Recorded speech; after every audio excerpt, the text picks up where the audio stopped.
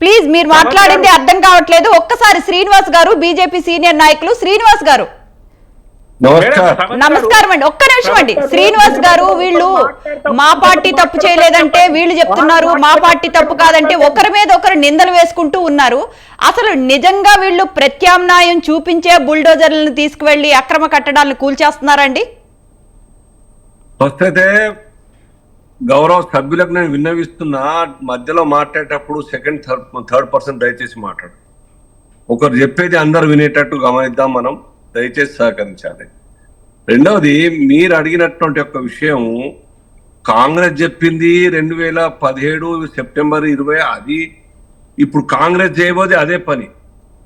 ఇద్దరి యొక్క లక్ష్యం ఆ యొక్క మూసి ప్రక్షాళన చేయాలి, సుందరీకరణ చేయాలి అనే అంశం ఇద్దరిది ఒకటే అయినప్పుడు, దాని ఆ యొక్క సఫరర్స్ విక్టిమ్స్ యొక్క ఆ యొక్క బాధను తీర్చే యొక్క ప్రపోజల్ కూడా ఉండాలి కదా. ఆ రోజు ప్రపోజ్ చేసినట్టు బీఆర్ఎస్ పార్టీ, అంటే అప్పుడు టిఆర్ఎస్ పార్టీ, ఆ ప్రపోజల్ ఏందో ప్రజల ముందర పెట్టాలి. కాంగ్రెస్ పార్టీ కూడా 5 సంవత్సరాల కోసం సర్కార్లోకి వచ్చింది, 6 నెలల్లో దిగిపోతలేదు సర్కార్. వాళ్ళు 5 సంవత్సరాల కోసం ఉండబోతా ఉన్నారు. ఈ యొక్క కుటుంబాలకు ఏ రకంగా డిస్ప్లేస్ చేసి ఎక్కడ రీసెటిల్ చేస్తారు? వాళ్ళకు డబల్ బెడ్రూము ఎన్ని ఉన్నాయి యొక్క రాష్ట్రంలో?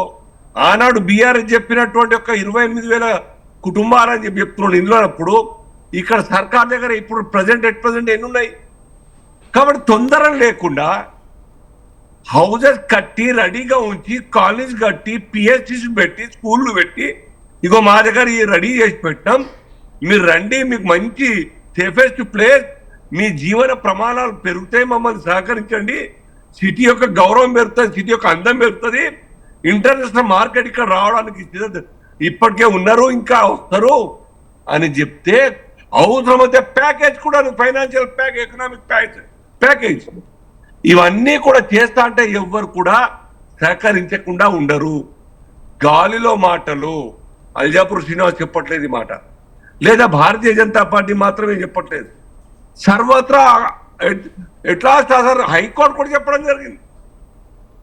హైకోర్టు కూడా ఓవర్ రేట్ మీరు ఎట్లా డిస్పోజెస్ చేస్తారు అక్కడి నుంచి?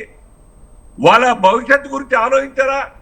సంవత్సరాల తరబడి, దశాబ్దాల తరబడి ఉన్నటువంటి ఒక సమస్య రంగనాథ్ గారు అనుకోగానే 24 అవర్స్ 48 అవర్స్ ఖాళీ చేసి మీ సెటిల్ చేస్తా అంటే సాధ్యమవుతా అని చెప్పింది కదా కోర్టు, అడిగింది కదా. అంతకన్నా ఇంకా జిద్దిగా వచ్చి ఆర్డినెన్స్ తీసుకొచ్చి చేసేస్తాను, బుల్డోజ్ చేస్తానంటే ఆఖరికి ఏమైంది? సొయానా సొంత పార్టీ నాయకులే నిన్నటిదాకా పాత కొత్త ఉన్నటువంటి యొక్క నాయకుల మధ్యన భేదాభిప్రాయాలు ఇవాళ రోడ్డు మీదకి వచ్చి ఓపెన్ గా ప్రెస్ ముందర మాట్లాడే పరిస్థితి వచ్చింది.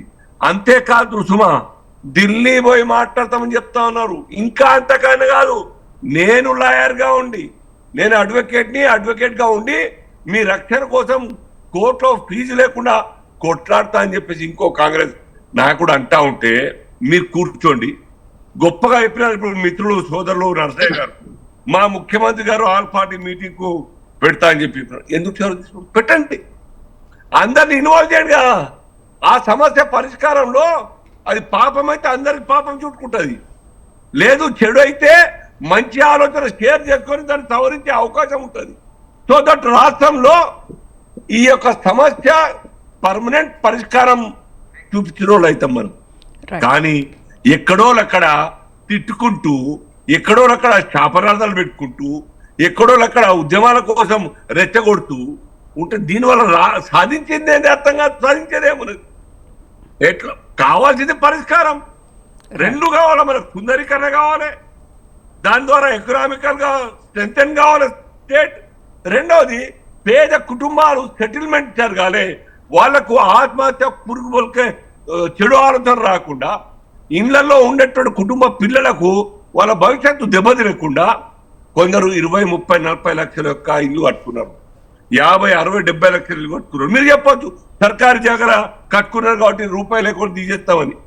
చట్టం ఉన్నది 12 సంవత్సరాల యొక్క పొజిషన్ డిస్టర్బ్ లేకుండా, అడ్వర్స్ పొజిషన్ అంటున్నాను, నేను అడ్వకేట్ని. అడ్వర్స్ పొజిషన్ అంటారు. ఆ 12 సంవత్సరాలు ఉన్నట్టయితే వాళ్లకు ఆ స్థలం కుదరకుంటే ఇంకో స్థలంలో సర్కార్ కట్టించేటువంటి ఒక చట్టం ఉన్నది. ఆ రకంగా ఉన్నప్పుడు మీరు ఓవర్ రైడ్ ఎట్లా తీసేస్తారని అర్థం కాదు. ఊరికేనా మీరే చెప్పినారుగా కాంగ్రెస్ వాళ్ళు, పాములు ఉంటాయి, లేకుంటే తేళ్లు ఉంటాయి, వాసన, దుర్గంధం ఇవన్నీ ఉన్నాయన్నప్పుడు వాళ్ళ సంక్షేమం కోసం సర్కారు ఉండాలి కానీ, నిలబడాలి సపోర్ట్ గా. కానీ రెచ్చగొట్టి ఒకరి యొక్క బిజినెస్ డెవలప్మెంట్ కోసం ఫారిన్ కంపెనీలు వస్తాయి కాబట్టి వాళ్ళ కోసం ఇక్కడ మన ప్రాంత ప్రజలు కష్టాలు పెడతా అంటే, రోడ్డు మీద తీసుకొస్తా అంటే వాళ్ళైనా మనుషులే డెవలప్ చేసేవాళ్ళు. వీళ్ళైనా మన కళ్ళ ముందర దుర్భర జీవితం జీవించే వాళ్ళు కూడా వాళ్ళు మన కుటుంబాలు. ఈ రెండింటిని దృష్టిలో పెట్టుకొని ఆల్ పార్టీ పిలవండి మీరు మీటింగ్, అక్కడనే రిజాల్వ్ అవుతుంది. శ్రీనివాస్ గారు